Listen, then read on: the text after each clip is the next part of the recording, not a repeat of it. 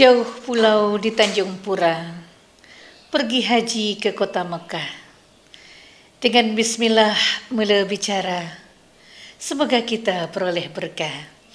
Assalamualaikum warahmatullahi wabarakatuh. Alhamdulillahirabbil alamin, hamdan na'imin, hamdan syakirin, hamdan yuwafi ni'amahu wa yukafi'u mazidah. Ya Rabbana lakal hamdu kama yanbaghi li jalla wajhikal karim wa azimi sultanik.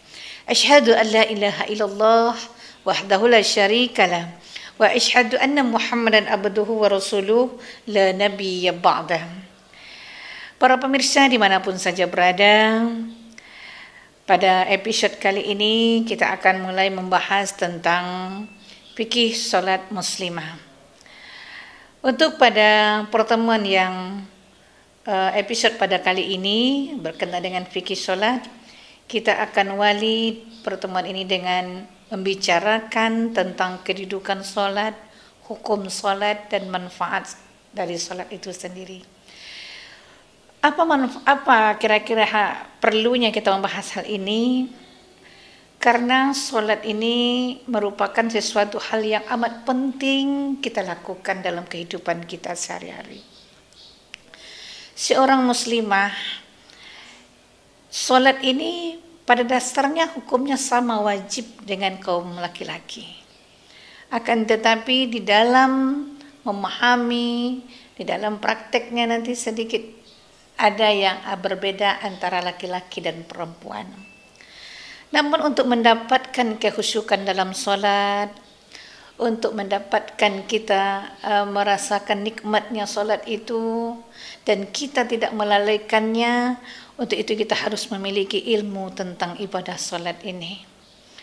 Bagaimana solatnya sebagaimana yang dicontohkan oleh Rasulullah SAW, inilah yang nanti akan kita bahas dalam episode-episode fikih solat ini. Para pemirsa dimanapun saja berada, berkenaan dengan perintah solat banyak kita jumpai di dalam Al-Quran. Aqimis solah wa atuz zakah warka'ul ma'ar raki'in. Kemudian di dalam hadis juga, dalam ayat-ayat Al-Quran juga yang lain, surah Al-Ankabut ayat 45, aqimus solah innas solata tanha anil fahsya'i wal munkar. Kemudian dalam hadis kata Rasulullah, sallu kama ra'aitumuni usalli. Salatlah kalian sebagaimana kalian melihat aku salat. Nah, di sini sudah jelas bagi kita bahwa salat ini merupakan salah satu ibadah yang mesti kita memahami ilmunya terlebih dahulu. Para pemirsa, kita akan awali pertemuan salat ini, fikih salat ini, dengan akan membahas apa itu solat.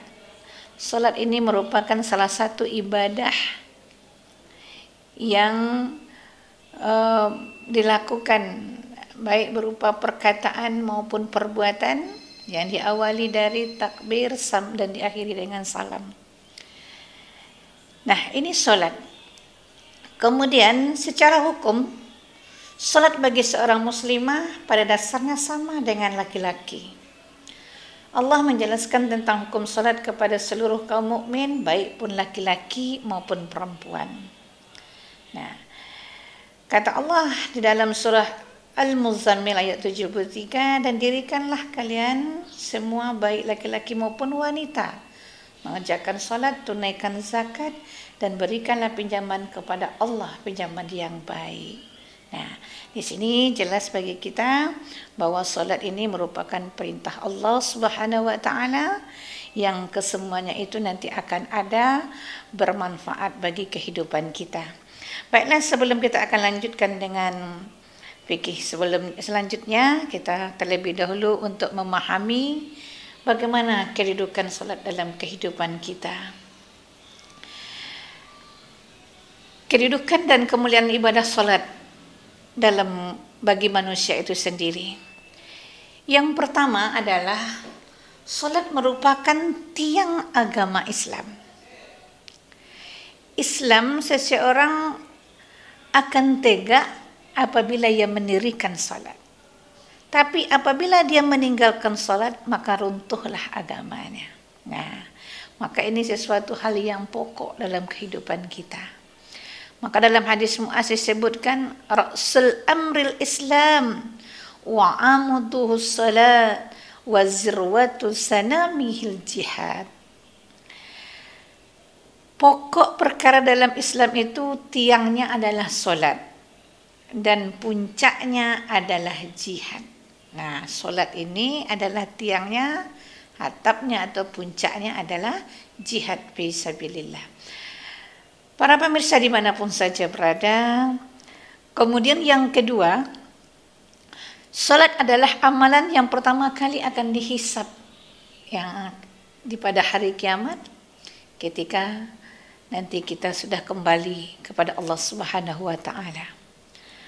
Maka oleh karena itu, baik buruknya amal ibadah kita yang lain itu tergantung pada salatnya. Apabila salat kita itu baik, maka baik seluruh amalan-amalan yang lain. Dari sendi-sendi kehidupan kita akan baik. Amalan-amalan kita akan baik. Kehidupan pun kita akan membaik. Nah, begitulah pentingnya salat. Kemudian apabila salatnya rusak, maka rusaklah amal ibadah kita yang lain. Nah, ini juga dijelaskan dalam beberapa hadis, ya. Salah satu hadisnya ini dari Abu Hurairah radhiyallahu anhu. Beliau bersabda, sesungguhnya amal hamba yang pertama kali akan dihisab pada hari kiamat itu adalah salat. Apabila salatnya baik, dia akan mendapat keberuntungan dan keselamatan. Apabila salatnya rusak, dia akan menyesal dan merugi. Jika ada yang kurang dari salat wajibnya, Allah tabarakallahu ta'ala mengatakan, lihatlah apakah pada hambaku tersebut memiliki amalan sunnah, maka salat sunnah tersebut akan menyempurnakan salat wajibnya yang kurang. Begitu juga amalan lainnya seperti itu. Dari hadis ini jelas bagi kita, sebagai manusia yang mungkin punya alfa, ada yang kita mungkin lalai dalam salat pada masa lampau, maka ketika Allah berikan kesempatan untuk memperbaiki diri kita ini, memperbaiki ibadah kita ini, maka kita iringilah dengan salat-salat sunnah. Nah, di sini jelas. Makanya apabila seseorang itu tahu betapa pentingnya salat sunnah, bisa menutupi kebutuhan dalam salat fardunya, maka seseorang itu tidak akan pernah meninggalkan salat sunnah sebagaimana dia melakukan salat fardu. Nah, para pemirsa dan kaum muslimah dimanapun saja berada, disinilah pentingnya kita melakukan salat sunnah. Yang paling sering kita lakukan salat sunnah itu adalah salat sunnah rawatib, salat yang mengiringi salat fardu. Ada yang qabla, ada yang ba'da. Kemudian ada lagi salat sunnah yang lain, tahajud. Ya. Di samping dia memiliki manfaat yang lain, ternyata salat sunnah ini bisa menambal hutang-hutang salat kita untuk mencukupi agar salat-salat fardu kita ini bisa diterima oleh Allah Subhanahu wa ta'ala. Para pemirsa dimanapun saja berada, itu kedudukan yang kedua, salat dalam kehidupan kita. Kemudian yang ketiga,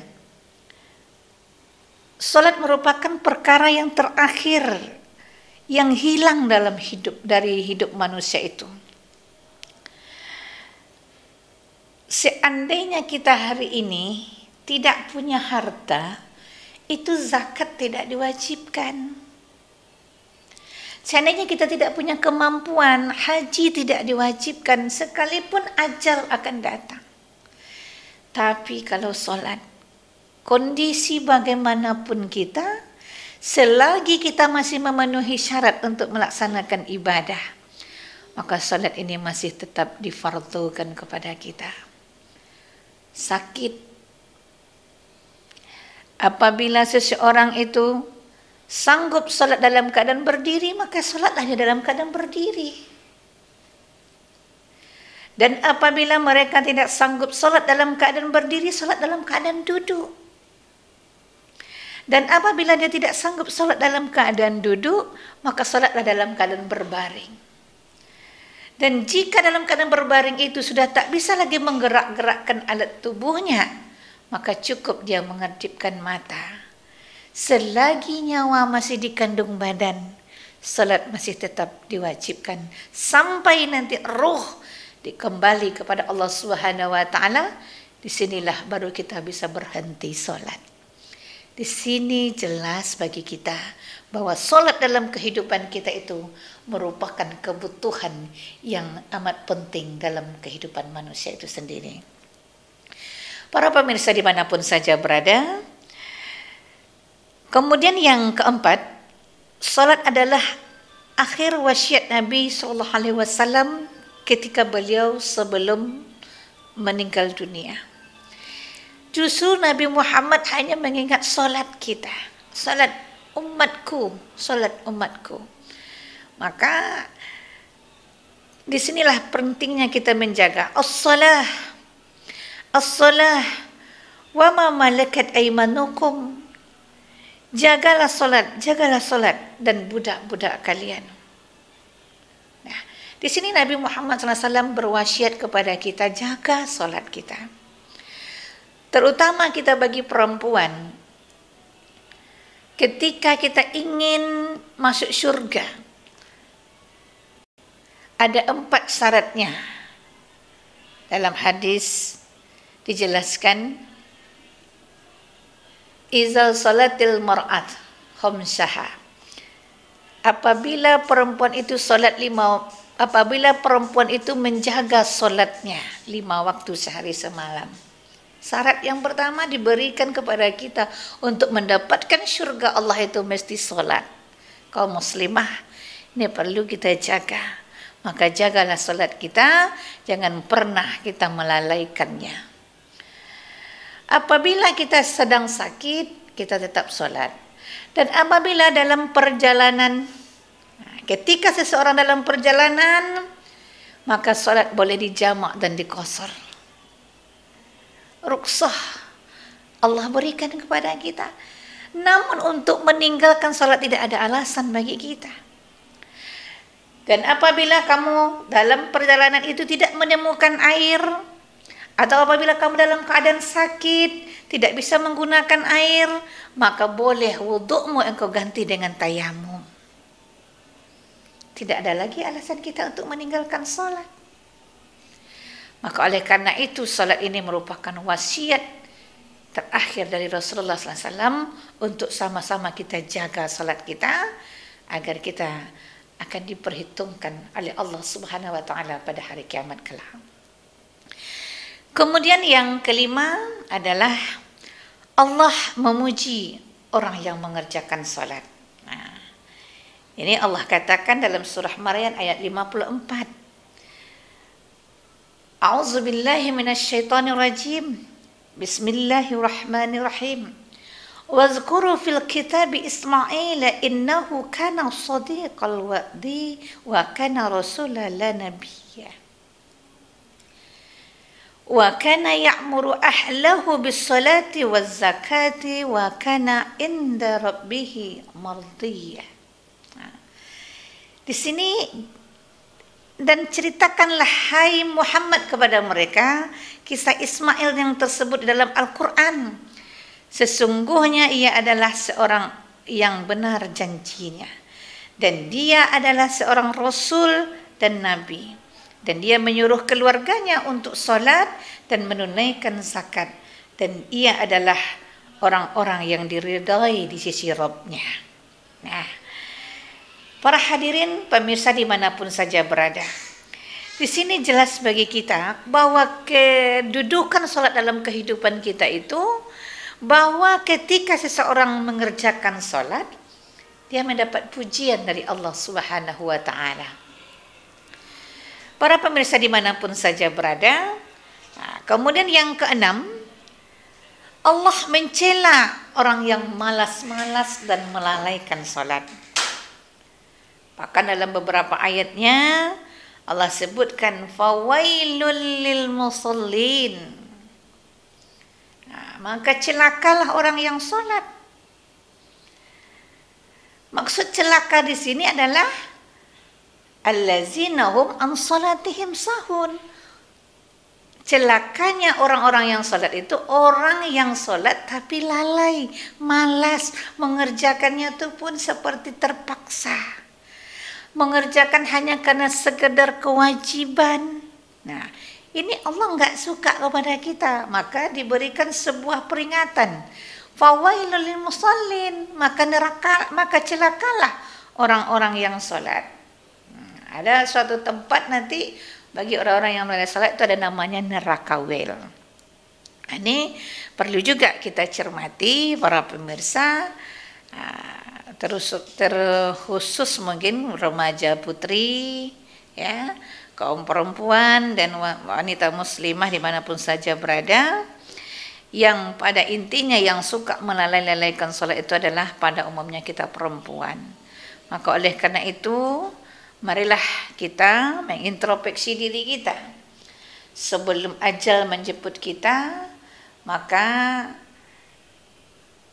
sebaiknya marilah kita mulai sholat itu di awal waktu. Ya. Kalaupun kita tak bisa sholat berjamaah, setidak-tidaknya kita ketika sholat di rumah, itu juga harus di awal waktu. Jangan sampai kita melalaikan sholat tersebut. Para hadirin pemirsa dimanapun saja berada. Kemudian yang ketujuh, rukun Islam yang paling utama setelah dua kalimat syahadat itu adalah solat. Ya.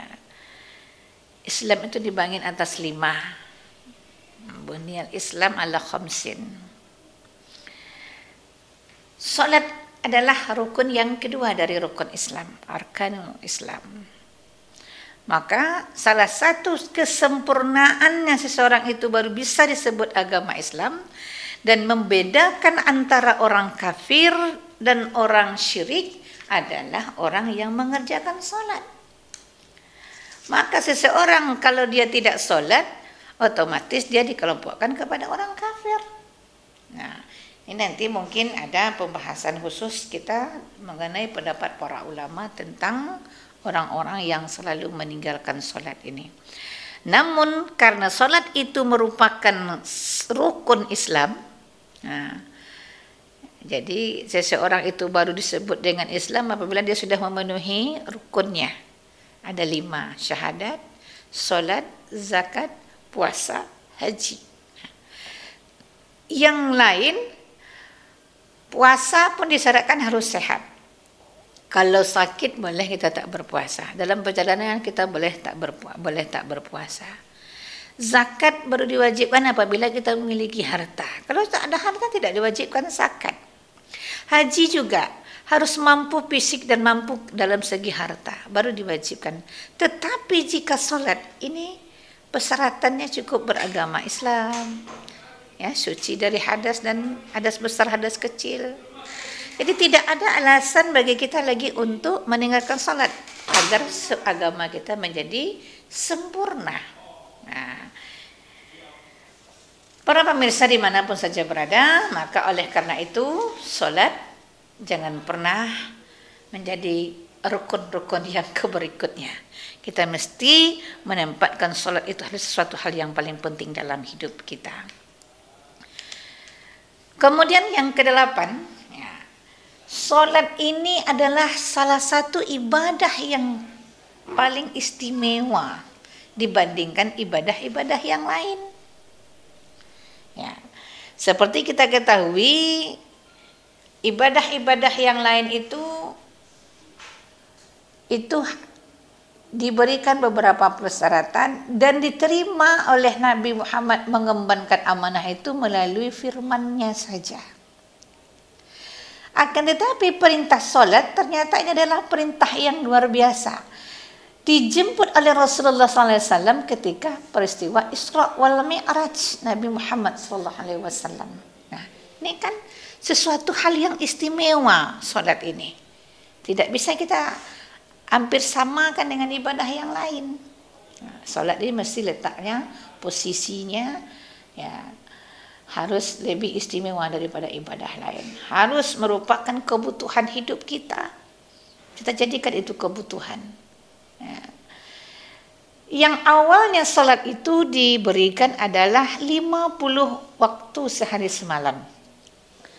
Dapat saya bayangkan Ibu, ketika ini diwajibkan dulu oleh Allah 50 kali sehari semalam kepada ibu-ibu atau remaja putri, ya, kepada kita kaum muslimah, ya, mungkin kepada yang lainnya juga, pasti kita mungkin nggak sempat bermake up, nggak sempat berbedak, karena belum habis lagi waktu yang satu waktu, sudah datang pula waktu yang kedua, kena 50 kali sehari semalam.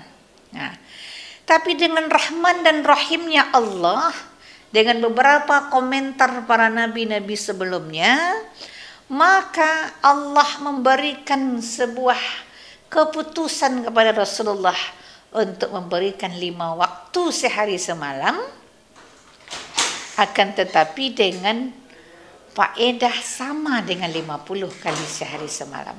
Nah, ini kan istimewa ibadah solat kita ini. Ini apa maksudnya yang perlu kita pahami di dalam hal yang ke-8 ini, solat ini merupakan perantara atau ini sesuatu ibadah istimewa. Disinilah hebatnya solat. Masih ada lagi yang mau minta diskon. Sudahlah solatnya 5 kali sehari semalam, minta diskon lagi. Banyak lagi yang meninggalkan solat asar. Banyak lagi yang meninggalkan solat subuh. Solat subuh alasannya kesiangan. Ustazah, kami bangunnya kesiangan. Nah, nanti dalam episod berikut kita akan bahas tentang kalau kita betul-betul ketiduran. Nah, kemudian yang kedua, banyak meninggalkan salat asar, alasannya sibuk dalam perjalanan pulang dari kantor dan sebagainya. Nah, sudahlah 5 kali sehari semalam, minta diskon lagi. Banyak di antara kita yang masih mengerjakan salat itu hanya 3 kali sehari semalam. Nah, ini amat rugi kita, ya. Jadi macam mana kita mau amalan kita yang lainnya baik, rajin sedekah, haji dan umrah sudah berkali-kali, tapi kalau solat kita tidak sempurna, wallahu alam, maka ibadah kita yang lain juga tidak akan diterima oleh Allah Subhanahu wa taala. Para pemirsa, remaja putri dan kaum muslimah dimanapun saja berada, selanjutnya yang ke-9, Allah akan membuka amalan seorang muslim itu dengan solat dan mengakhiri pula dengan solat. Ini juga menunjukkan ditekannya amalan solat tersebut. Nah, surah Al-Mu'minun, ya, ayat 1 sampai 9 menjelaskan. Di sini juga ada menjelaskan tentang qad aflahal mu'minun. Sungguh beruntunglah orang-orang yang beriman. Siapa yang beruntung itu? Allazina hum fi salatihim khashi'un. Siapa yang beruntung tadi adalah orang-orang yang khusyuk dalam salatnya. Nah, para hadirin, nanti kita akan membahas satu episode khusus untuk menggapai salat khusyuk ini. Ya. Tetapi pada hari ini kita jelaskan bahwa salah satu amalan yang paling berkaitan dengan ibadah-ibadah yang lain itu adalah ibadah salat. Jadi baru bisa solat ini berefek pada kehidupan kita ternyata apabila kita lakukan dengan solat itu sempurna, solat khusyuk. Salah satu untuk menggapai kesempurnaan itu kita harus memahami dulu ngapain kita solat. Sering kan kita bertanya, Allah itu yang akan kita sembah, ya.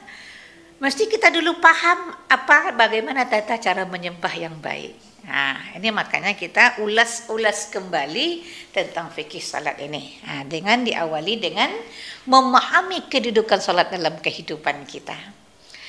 Kemudian yang ke-10, Allah memerintahkan kepada Nabi Muhammad SAW dan umatnya untuk memerintahkan keluarga untuk menunaikan salat. Nah, ini ketika kita diamanahkan oleh Allah Subhanahu wa taala.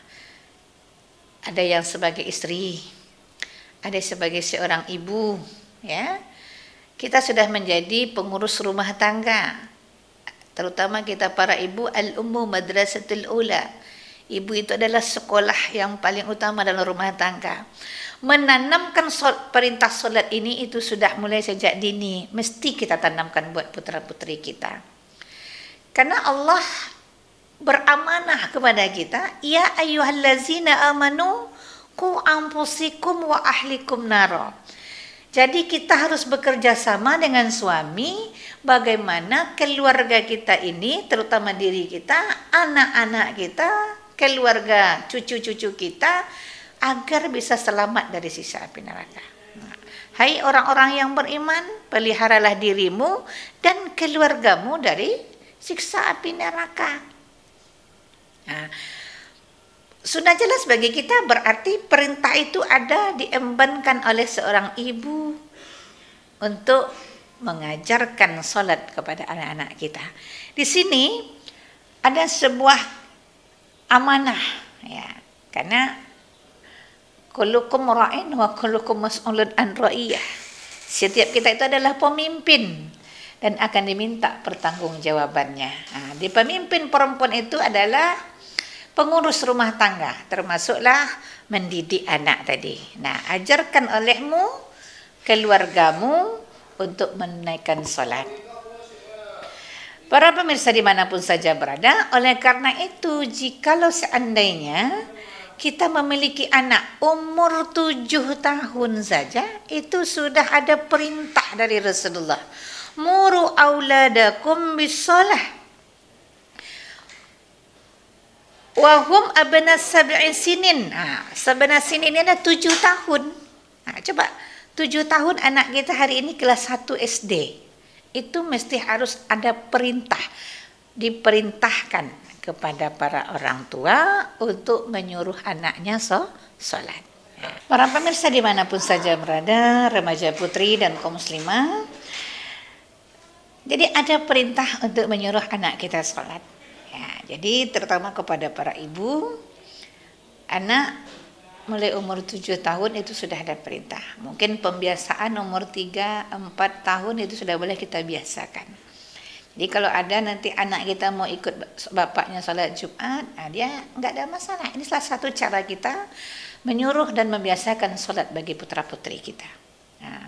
Kemudian pamannya ibu juga mau pergi sholat berjamaah, lalu anak kita mau ikut, kita ajak. Ketika mereka sudah berumur 7 tahun, ya, sab'in sinin tadi, ketika mereka sudah berumur 7 tahun, wadribuhum 'alaiha. Kalau dah umur 10 tahun, tak juga sholat, ya, asri sinin, maka pukul, ya, wadribuhum, pukullah mereka. Menurut saya memukul hari ini kan tentu kita harus juga mencari konsep mana konsep yang terbaik agar anak kita tidak menjadi berefek negatif, ya. Tentu kita memberikan beberapa peringatan, tidak pukulan fisik, tapi mungkin juga bisa kita cari cara lain agar mereka itu merasa didenda jika kebiasaan sholat tidak dilakukan. Ini bentuk hukuman, ya. Mungkin kita serahkan kepada para ibu saja bagaimana teknisnya. Dan ini jelas bagi kita ada sebuah perintah, karena sholat itu betul-betul menjadi amanah bagi kita dan harus kita sampaikan kepada anak kita. Biasakan mereka bangun pagi, ya, bangun subuh bersama kita, nak bangun, ya, untuk mengerjakan sholat. Kalau dulu kan para ibu-ibu banyak membangunkan anaknya untuk sekolah. Hari ini tak sekolah, ya, sekolahnya di rumah saja. Jadi nggak ngaruh lagi dia mau bangun pagi mau bangun siang. Tapi ketika orang tua membangunkan anaknya waktu subuh untuk mengajak dia sholat, maka ini adalah sebuah perintah yang sudah diembankan kepada kita. Mudah-mudahan kita menjadi ibu yang solehah bagi putra-putri kita. Yang terutama kita harus menjadi uswah sebagai contoh atau teladan bagi anak-anak kita. Kemudian yang ke-11, ya, siapa yang tertidur atau lupa dari salat maka ya hendaklah mengqadhanya, menggantinya. Ini tadi ada umpamanya tadi yang ketiduran. Kalau ketiduran itu berarti kan tidak ada unsur kesengajaan. Jangan tertidur. Kalau tertidur itu berarti apa namanya? Jangan tidurnya itu sudah dengar azan tapi masih narik selimut lalu terbangun pukul 6, berarti itu ada unsur kesengajaan. Yang maksud di sini mungkin ya memang kita tidak ada kesadaran lalu kita baru bangun setelah waktu subuh habis. Begitu juga dengan salat-salat yang lain. Umpamanya ibu tidur jam 11. Waktu itu belum masuk waktu zuhur. Lalu terbangun itu sudah hampir jam 3. Sudah habis waktu zuhur. Tapi ketika ibu bangun, maka boleh kita melaksanakan salat. Nah, begitulah pentingnya salat dalam kehidupan kita.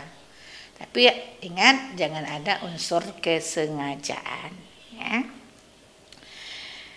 Kemudian para pemirsa dimanapun saja berada, ini dijelaskan ya, man nasiya salata aunam itu tidur anha fakafaratha an yusalliha iza zakaraha.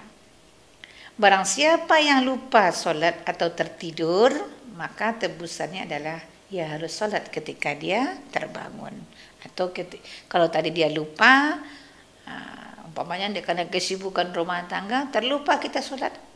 Saya belum sholat asar ini. Lalu waktu ingat itu, asar sudah di penghujung atau sudah mau habis. Boleh kita melaksanakan sholat. Yang tidak boleh itu sengaja melalaikan sholat. Begitulah pentingnya kita menjaga sholat ini. Para pemirsa dimanapun saja berada, ini beberapa kedudukan sholat dalam kehidupan kita. Kemudian kita masuk kepada poin yang kedua, keutamaan ibadah sholat. Nah, ini juga harus kita ketahui apa keutamaan dalam kehidupan kita. Yang pertama, sholat itu adalah penyejuk hati, penghibur jiwa, pelipur lara. Jikalaulah seandainya kita, ya, umpamanya ada sesuatu permasalahan, ya, maka kita lakukan sholat. Nah, di sini dijadikan dijadikan kesenanganku dari dunia itu berupa wanita dan minyak wangi, dan jadikanlah penyejuk hatiku adalah dalam ibadah sholat. Nah, jadi qura'atan ya, qurratan aini, penyejuk kalbu atau penyejuk mata, penyejuk hati. Nah, ini manfaat salat dalam kehidupan kita.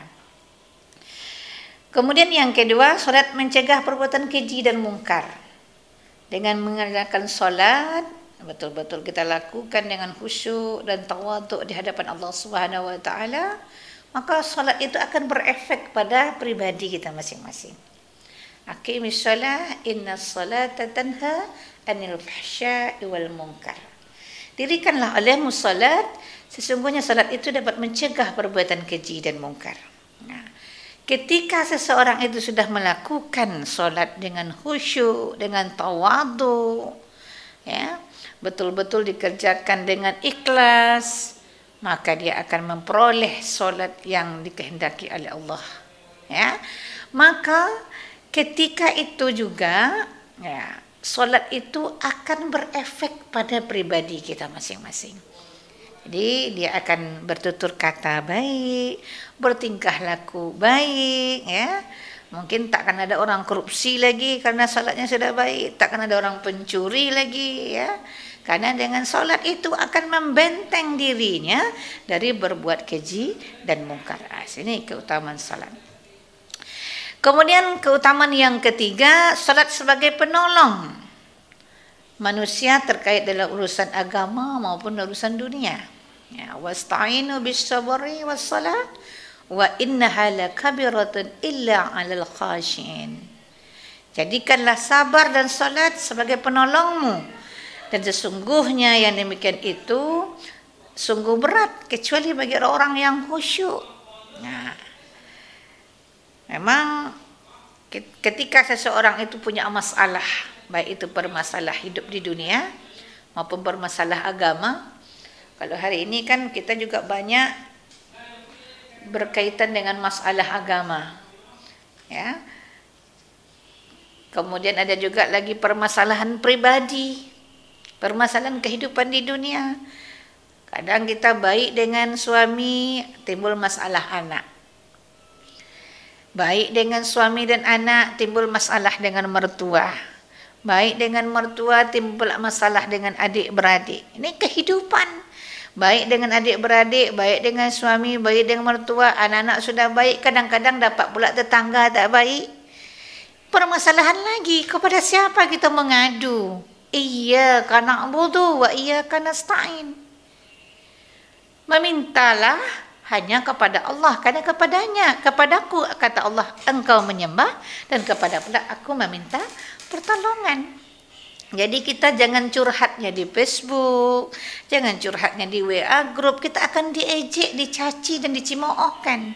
Ketika kita punya masalah dalam masalah keluarga kah, masalah ekonomi kah, tapi curhatlah kepada Allah Subhanahu wa taala, karena Allah lah tempat kita meminta tolong. Ya. Kemudian yang keempat, ya, pahala dan kebaikan yang besar telah disiapkan untuk hamba-hambanya orang-orang yang mendirikan sholat. Nah, jadi para hadirin pemirsa dimanapun saja yang berada, ya, ini dijelaskan dalam hadis Nabi Muhammad SAW, ya, 5 salat yang telah Allah Ta'ala wajibkan kepada para hambanya. Siapa saja yang mendirikannya, maka ia tidak menyia-nyiakan sedikit pun darinya karena meremehkan haknya.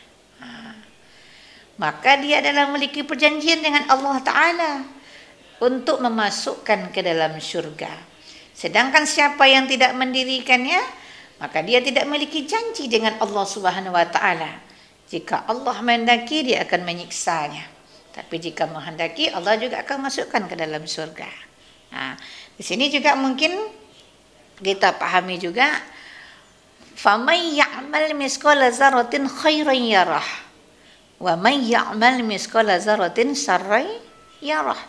Jadi apabila kita sudah melakukan solat, ya, solat ini kan bentuk penghambaan kita kepada Allah Subhanahu wa taala.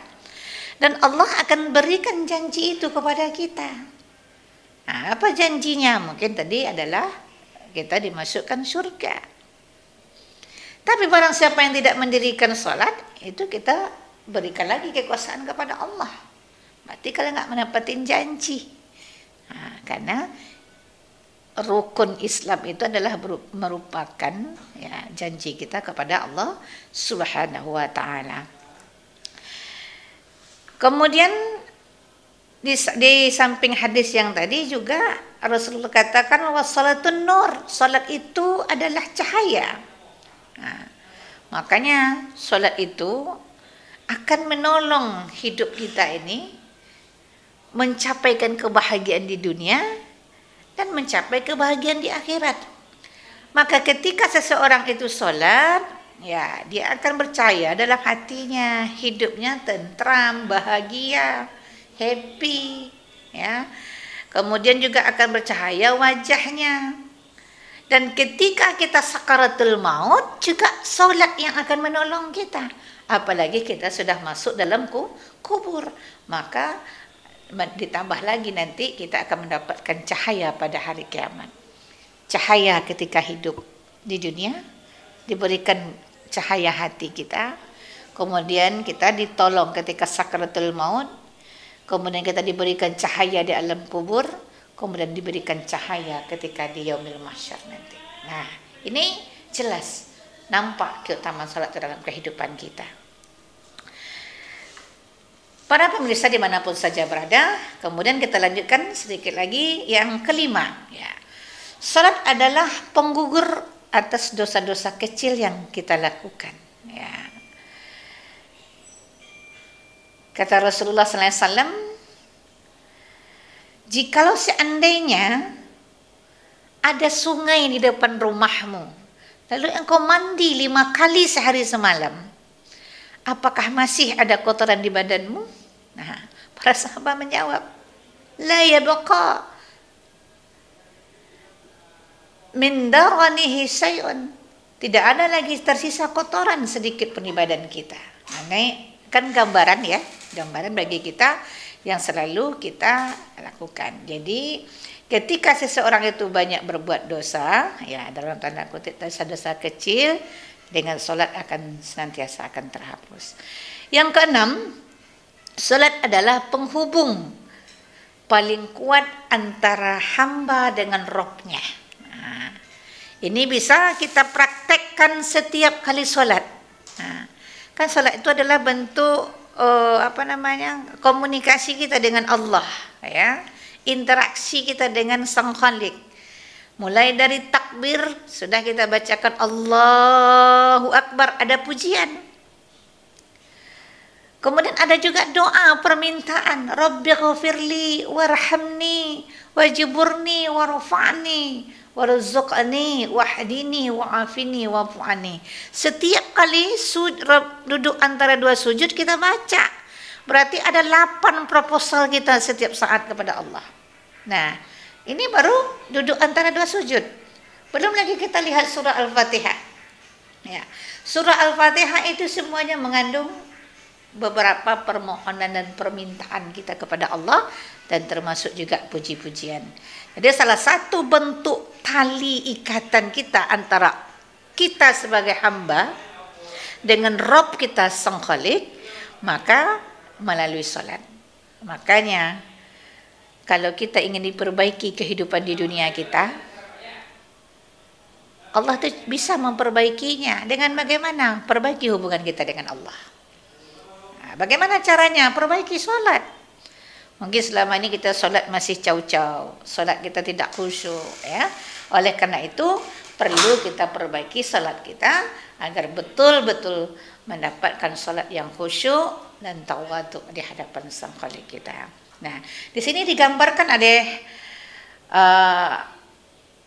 hadis yang diriwayatkan oleh Abu Hurairah radhiyallahu anhu. Ya, beliau bersabda, Allah telah berfirman, ya, aku membagi salat itu yaitu surah Al-Fatihah untukku dan hambaku menjadi 2 bagian, dan untuk hambaku sesuai dengan apa dia minta. Nah, jadi kata Allah itu, ya, di dalam hadis ini, aku membagi salat itu yaitu surah Al-Fatihah untukku dan hambaku menjadi 2 bagian. Nah, berarti ada interaksi nih. Maka surah Al-Fatihah ini wajib dalam sholat. Nah, nanti kita akan bahas. Apabila sholat Al-Fatihah tidak kita baca, maka sholat kita tidak sah. Nah, karena di dalam surah Al-Fatihah itu ada 2 bagian. Dan untuk hambaku sesuai dengan apa yang ia minta. Ternyata Allah langsung jawab. Makanya sholat itu jangan terlalu laju-laju bacanya. Berikan kesempatan Allah untuk menjawab permintaan kita. Ini saya ambilkan satu contohnya. Fa'iza qala abdu, ini apabila hambaku bercakap atau berkata alhamdulillahi rabbil alamin. Qala Allah Ta'ala hamidani abdi. Ternyata hamba kita memuji segala puji bagi Allah Tuhan sekalian alam. Lalu Allah berfirman, hambaku memujiku. Disinilah interaksi kita. Makanya kita membaca bacaan solat itu juga harus berkenaan dengan hati, rasa, ya, biar betul-betul solat itu merasa dalam kehidupan kita. Kemudian yang lainnya, wa iza qala ar-rahmanur rahim. Lalu Allah menjawab lagi, qala Allah Ta'ala asna alayya abdi. Ketika kita berkata yang maha pengasih lagi maha penyayang, Allah Ta'ala mengatakan hambaku menyanjungku. Nah, sanjungan yaitu pujian yang berulang-ulang kita lakukan kepada Rabb kita. Wa iza qala maliki yaumiddin, qala Allah Ta'ala ngomong lagi, qala majjadani abdi, wa qala maratan fawada ilayya abdi. Dijawab, langsung ada interaksi. Nah, di sini nampak keutamaan salat itu merupakan adalah interaksi komunikasi kita hamba dengan Sang Khalik. Nah, begitu juga dengan sampai ayat-ayat terakhir kita baca dalam salat ya. Siratal mustaqim, siratal ladzina an'amta 'alaihim, ghairil maghdubi 'alaihim waladdallin. Juga dijawab oleh Allah Subhanahu wa taala. Ya, para pemirsa dimanapun saja berada, nah inilah ada 6 keutamaan salat ya di dalam kehidupan kita. Tadi ada 11 kedudukan salat dalam kehidupan kita dan selanjutnya ada 6 keutamaan salat. Semoga dengan memahami ini semakin dekatlah kita kepada Allah Subhanahu wa taala. Kemudian kita akan senantiasa mengerjakan salat itu dengan khusyuk dan tawadhu agar salat itu akan berefek bagi kehidupan kita sehari-hari. Mudah-mudahan kajian yang sangat singkat ini akan bermanfaat bagi kita, terutama dalam memperbaiki salat kita. Ya, saya tidak mengatakan kalau kita tidak salat, ya. Nah, jikalau masih ada juga yang suka melalaikan, mari kita perbaiki, salatlah di awal waktu agar kita mendapatkan kedudukan dan keutamaan salat itu dalam kehidupan sehari-hari kita. Akhirul kalam mungkin pada episode kali ini sampai di sini dulu pertemuan kita.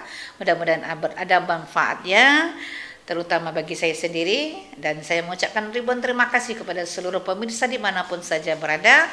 Semoga kajian ini akan bermanfaat bagi kita ke semua. Pantai penah lautnya dangkal, banyak nelayan mencari ikan.